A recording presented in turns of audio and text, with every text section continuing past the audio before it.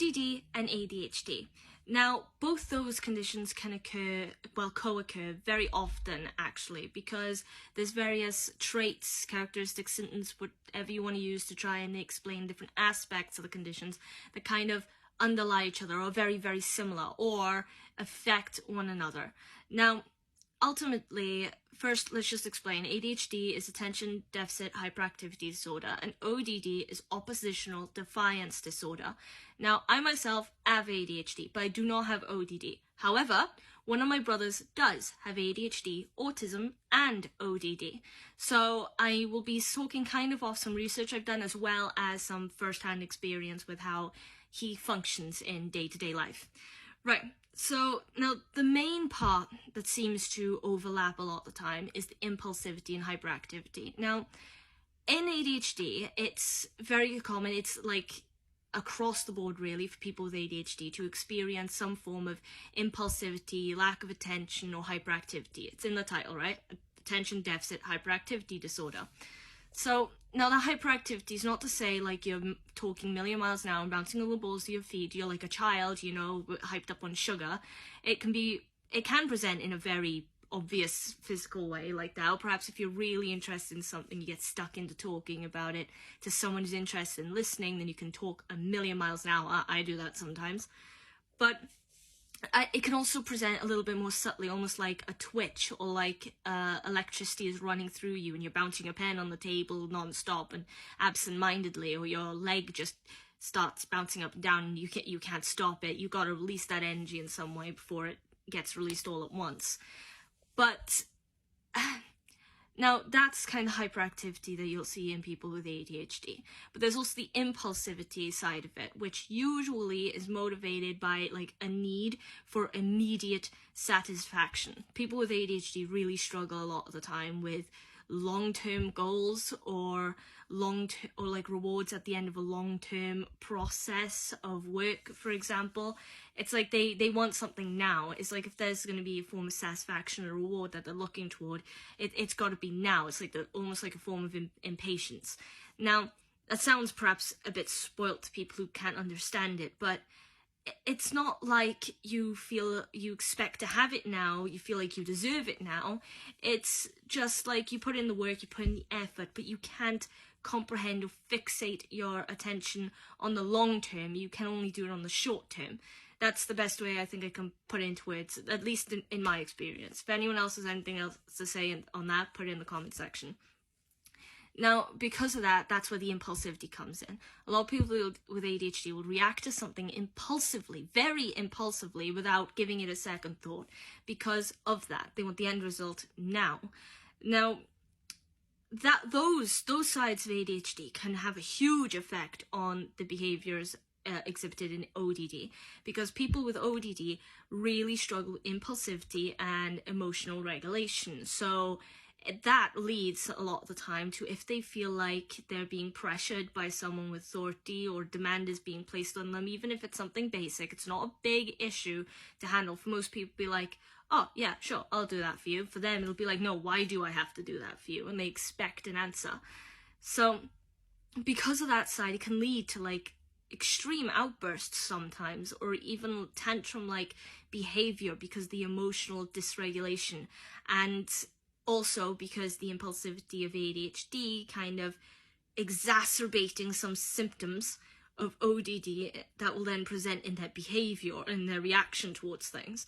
For instance, with my brother, he's a teenager now, but there are times still a lot of times actually, if we're honest, where even over simple demands or even over simple requests, especially when they come from an authority figure, because that's a big motivation with ODD that separates it from other similar conditions, it comes from a defiance, like an innate defiance towards authority figures.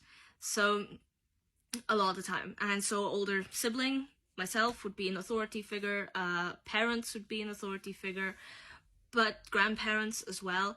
And I want to just point out, this isn't like a reaction that's done maliciously or with intent to stress people out or out of being spoilt or anything like that. A lot of the time, it's just kind of coming from a place of almost anxiety or like a need to feel like you're in control.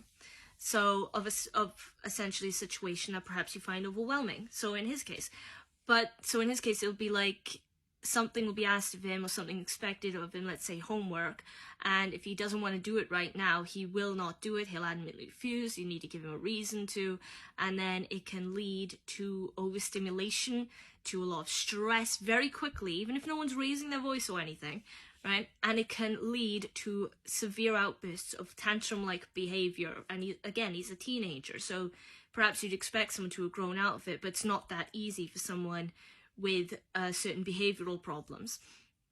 Now, of course, there are therapies and there are medication therapies and also kind of very specific kind of methods that people come up with to help alleviate some of these symptoms, especially with ODD, especially when it's ODD and ADHD like existing together, like I said, exacerbating each other, because the impulsivity as well of ODD can make some symptoms or struggles that come with ADHD worse, especially when it comes to things like attention span, or when it comes to things like emotional regulation. See, they're very similar in a lot of areas, and those points that are similar just affect each other and make them worse and harder to manage, but they are still manageable. It just takes time and patience and attentiveness to what works best for them.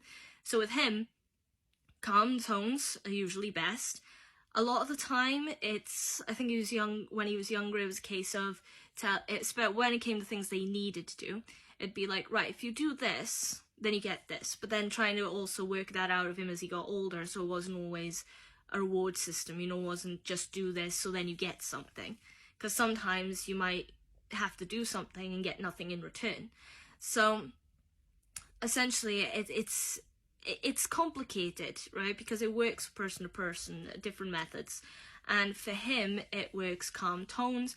I found that it's really good to keep things very light-hearted, almost funny, and then he doesn't find it stressful. He finds it very relaxed. It doesn't feel like he's being made to do something, and then he'll do whatever that order or command is. So, but also it's important to mention that people with ODD may, when they feel when symptoms are exacerbated by things like impulsivity in ADHD as well, so it's just one impulsivity on top of the other, essentially, making it more difficult, more severe, they can sometimes also not just become angry and defiant, but also sometimes that stress and that anger, they turn away from themselves because of the emotional dysregulation, because he gets upset very quickly after he does these things, but he doesn't want to admit that he's done something wrong because he can't always understand what he's done wrong. So then they end up putting the blame on everyone else around them, and it's no use shouting at them and saying, oh, right, no, you've done this wrong. It's you that's done this, not anyone else. We have told you to do this, and you've done this instead. It's not that simple. A lot of time that just stresses them out more, and they will refuse, and they'll run off. At least in my experience, anyway. So it's important, again, to calm tones, to point out how they've done something wrong. Actually explain the process. Give them the explanation they're looking for, so then they can understand it from step 1 to step 10, or however long the process took, or whatever it is that they did wrong. And then let them think about it. Remind them gently every time they do something small that they shouldn't do, or every time you give them a small command or small request and they adamantly refuse to do it. Tell them why. It's not because you're trying to control them, it's because you're trying to, sometimes it's just because, say, switch off the light, because they're passing the light, take the plate out, because it's their plate. It's sometimes even small things. Just point them out to them. When they go, why should I do that? It's like, well, because it's yours. Because you're there. Something that's not hard, that's very difficult to argue with, I mean. So, there it is. Now, there are different methods for ODD and that. Also, it can make the lack of attention worse in both ADHD and ODD, or at least the lack of attention that comes with the territory of ADHD can make following instructions when you have ODD more difficult, because perhaps you don't even clock that instruction has been given to you. A lot of time with him, especially when he's talking or when he's invested in something, you'll tell him to do something, and a couple seconds later, he has no idea what you're talking about. If you've told him to do it 10 times, he might not remember you telling him at all. So, and again, it's important to stay calm and just repeat it, even if it feels annoying to repeat yourself. It's important, so then they learn to manage it, and then to sort of develop the correct social skills to keep themselves in check when they're outside of a comfortable area like the home. It's complicated, but that's just how it is. So anyway, that's all I gotta say on this, I think, in this one. Now, if you liked the video, please leave a like and follow me here on TikTok. Otherwise, thoughts and opinions in the comment section, requests or questions for future videos as well. Oh, sorry, and just to point out, the reason why those are really important for me is just because I want to cover as many aspects of ADHD and autism and all sorts as possible, specifically like struggles, different struggles people may go through that perhaps I can relate to or someone else can. So there's that, but also subscribe to the YouTube channel if you're interested, and repost the video, because motivation, because of awareness, both important, one personally, one in general. And yeah, that's it. So if you liked the video, like I said, leave a like, follow me on TikTok, and hopefully I'll see you in the next video. Till then, enjoy your day. Bye!